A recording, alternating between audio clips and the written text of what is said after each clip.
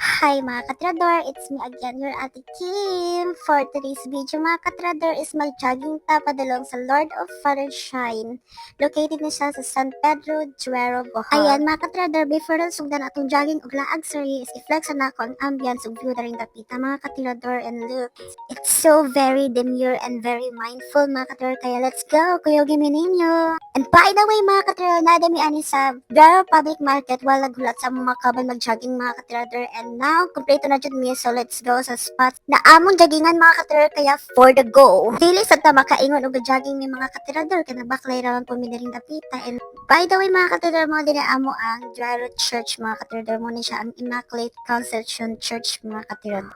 Og likod mismo sa church mga katirador, diha agion ang Lord of Pardon Shrine mga katirador. And before ta mosulod yung atong pinaka-shrine mga katirador, moagdi jud kag duha ka baliti nga dagko jamo mga katirador. And dali napita nag-jogging na jud mi din jud matawag na walking, kay dalaga naman jud mi diri napita mga katirador. Og makita din sa mga itsura og sa mga lagway sa akong mga kauban mga katirador, nagipanghanga kog gipangkapoy na sila og dagan mga katirador. And fast forward mga katirador, dinata sa pinaka-entrance sa Lord of Pardon Shrine mga katirador. Kanina lugar mga katirador is grabe ni siya kabalaan, dali jud magka ng sacrifice every Holy Week mga katirador. Dali mi mag-station of the cross sa una, dali mi magtambay-tambay sa una while manakas mi sa eskwelahan sa una sa elementary. Dali jud mi padulong ning dapita kay bugnaw man jud dapita kay daghan man jud kayo kahoy mga katirador. Aside sa balaan kay nina lugar mga katirador, og nindot po kayo ang mga view ug spots na diri mga katirador. Nindot kay mag-pictorial, nindot kay magtambay-tambay, mag-picnic, mag-date. Actually mga katirador, i-close yun siya bago lang siya gi-open, kay daghan mag issue dali napita mga katidor, kay na mga estudyante na mag-date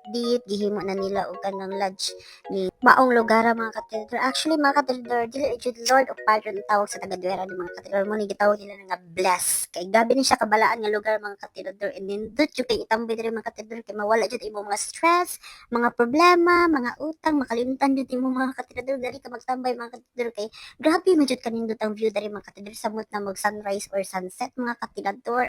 Og before mi nang uli mga katidor, dili jud mi agi sa pinakataas nga hagdanan nila mga katidor, og nindot po kayo nang napita mga katidor. Actually kani nga hagdanan mga katidor is taas jud kay ni siya, murag na siya sa mga 150 to 200 steps jud ni siya mga katidor. Og makita ba sa ninyo na taas jud kay siya mga katidor, og diri na lang takuto mga katidor. Daghan jud kay salamat sa pagtan-aw, pagsabay sa mga video mga katidor. Bye bye, thank you so much.